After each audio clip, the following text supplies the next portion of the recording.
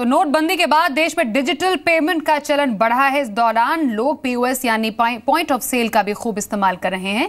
Online payment company Paytm ने अपनी भी पॉइंट ऑफ सेल सर्विस दोबारा शुरू की है। हालांकि पिछले हफ्ते कंपनी ने सिक्योरिटी कारणों से अपनी पीओएस सर्विस को कुछ दिनों के लिए बंद किया था। इसके जरिए बिना स्वाइप मशीन के मोबाइल ऐप से कैशलेस ट्रांजैक्शन किया जा सकता है। कंपनी का कहना है कि वो अपनी पीओएस सुविधा को और अपग्रेड भी कर रही है। पीओएस सर्विस के तहत मोबाइल ऐप के जरिए छोटे छोटे दुकानों पर ट्रांजैक्शन किया जा सकता है। पॉइंट ऑफ सेल आज की डेट में मार्केट में बहुत होते हैं, जहाँ पे आप अपने डेबिट कार्ड या क्रेडिट कार्ड को यूज़ करते हैं किसी भी दुकान पे करने के लिए।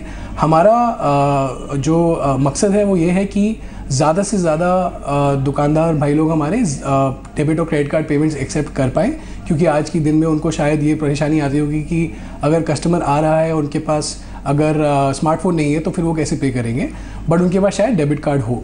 तो यही चीज़ को ध्यान में रखते हुए हमने पीओएस लॉन्च किया है। इसको थोड़ा सा हमें फीडबैक मिला है, जिसको मद्देनज़र रखते हुए हम थोड़ा सा और एडिशनल फीचर्स लाके, सिक्योरिटी लाके इसको फिर से कुछ ही समय में लॉन्च करेंगे।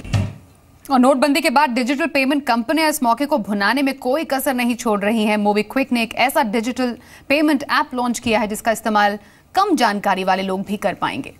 मोबीक्विक लाइट ऐप की सबसे बड़ी खासियत यह भी है कि इसे किसी सस्ते और कम मेमोरी वाले फोन में भी डाउनलोड किया जा सकता है और साथ ही हिंदी, अंग्रेजी सहित कई रीजनल भाषाएं भी इसमें होंगी।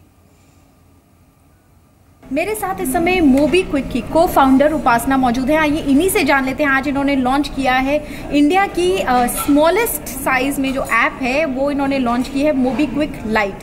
क्या है मोबीक्विक लाइट में? मोबीक्विक लाइट जो है इंडिया की सबसे लाइट वेट ऐप है। 700 KB की ये ऐप है। सस्ते से सस्ते स्मार्टफोन में जिसमें बहुत ही कम मेमोरी होगी, ये ऐप इजीली डाउनलोड हो जाएगी और ये ऐप बहुत ही फास्ट चलेगी।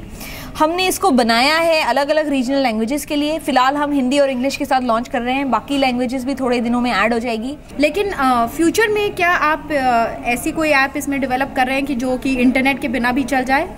हाँ बिल्कुल। तो नेक्स्ट जो हमारी ऐप आएगी उसमें बाकी लैंग्वेजेस ऐड करने के सिवाय हम ऐसी भी मेथडोलॉजी बना रहे हैं कि आप बिना इंटरनेट के भी वो ऐप के द्वारा पेमेंट्स एक्सेप्ट या सेंड कर सकते हैं। इनफैक्ट वो काफ़ी टेक्नोलॉजी कॉलिंग और SMS के ऊपर ही बिल्ट होगी। और इसमें प्रॉफिटेबिलिटी की अगर हम इस मॉडल से बात करें तो आप इसमें कंपनी को किस तरह से फ़ायदा होता है? कंपनी को फ़ायदा इस तरीके से होता है कि अभी जितनी भी जगहों पे आप मोबीक्विक के द्वारा पेमेंट करते हैं, जैसे अगर आपने बिग बाज़ार में पे किया या भारतीय रेलवेज़ पे आपने पे किया, तो हमें उस ट्रांजैक्शन का एक परसेंटेज कमीशन के द्वारा मिलता है।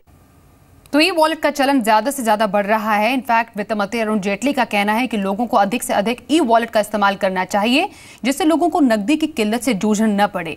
फाइनेंस मिनिस्टर का मानना है कि सैलरी लेने वाले लोगों के लिए ई वॉलेट को इस्तेमाल करने में आसानी होगी। अपने बैंक अकाउंट में से एक अमाउंट मोबाइल के ई वॉलेट में रखिए, सारा उसमें से खर्चा करते जाइए, उसी पे पेमेंट करिए, जाने की जरूरत नहीं है।